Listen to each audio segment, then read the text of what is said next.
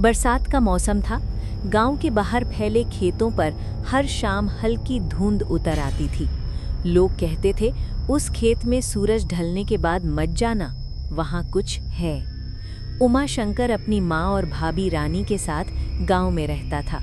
उसके बड़े भाई का ज्यादातर समय शहर में गुजरता था।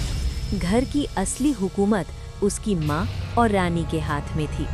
उमा शंकर की पहली पत्नी शादी के 1 महीने बाद ही घर छोड़कर चली गई थी। जाते समय उसने बस इतना कहा था, इस घर में इंसान नहीं, कुछ और रहता है। किसी ने उसकी बात पर यकीन नहीं किया। कुछ महीनों बाद उमा शंकर की दूसरी शादी उषा से हुई। उषा गरीब घर की सीधी साधी और मेहनती लड़की थी। शादी के बाद घर का सारा काम उसी के जिम्मे आ गया।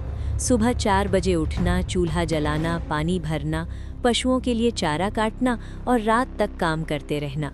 रानी बस खाना बनाती और दिन भर उषा पर नजर रखती। धीरे धीरे दिन बीतते गए। एक दिन खबर फैली, उषा माँ बनने वाली है। जहाँ उसे खुश होना चाहिए था, वहीं घर में सन्नाटा छा गया। रानी के मन में जलन की आग भड़क उठी, क्योंकि उसकी कोई संतान नहीं थी। उस दिन से उषा पर अत्याचार बढ़ गया।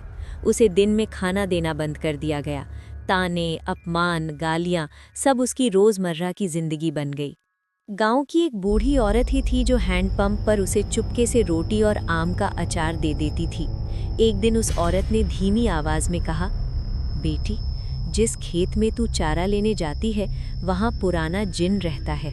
वो औरतों के आंसू देखता है। उषा सिहर उठी। उस शाम जब वो खेत में चारा काट रही थी, अचानक हवा ठंडी हो गई। पक्षियों की आवाज थम गई। भूसे के ढेर के पीछे काला धुआं सा लहराया। उसे साफ महसूस हुआ, कोई उसे देख रहा है। तभी कानों में धीमी फुसफुसाहट गूंजी, डर मत, मैं तेरे साथ हूँ। उषा घबरा गई, लेकिन घर में किसी से कुछ नहीं कहा। समय बीता और उषा ने एक सुंदर बच्ची को जन्म दिया।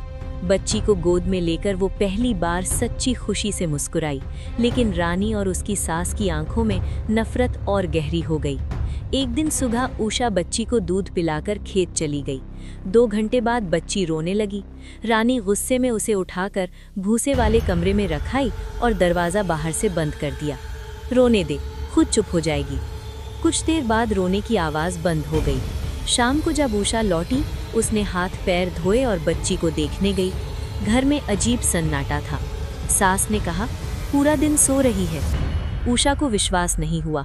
वो भूसे वाले कमरे में गई, दीपक जलाया। जैसे ही रोशनी फैली, उसका दिल थम गया। उसकी बच्ची भूसे में नाक रगड़ रगड़ कर दम तोड़ चुकी थी। उषा की चीख पूरे घर में गूंज उठी। उसी क्षण कमरे में हवा घूमने लगी।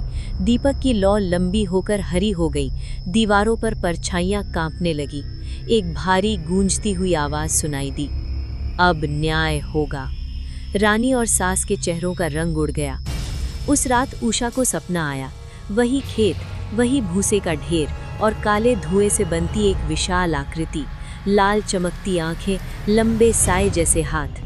आवाज आई, मैं इस खेत का जिन हूँ।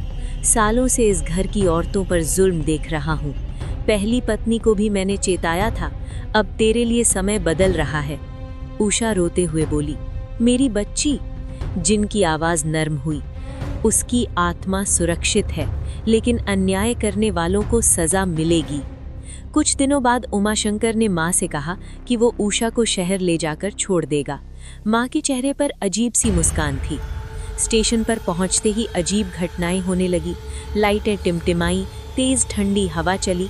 जैसे ही उमाशंकर ने उषा को अकेला छोड़ने की कोशिश की, उसके कानों में वही भारी आवाज़ गूंजी, अगर इसे छोड़ा तो तेरा भी अंत होगा।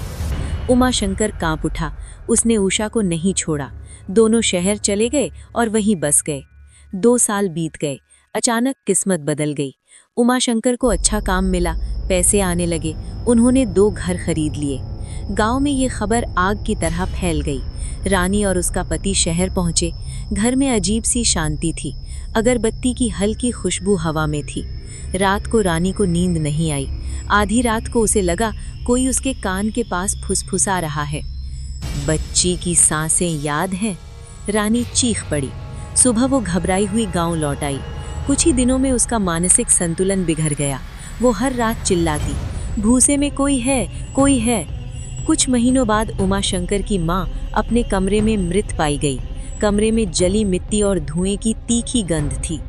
लोग कहते हैं आज भी उस खेत में शाम ढलते ही हवा ठंडी हो जाती है।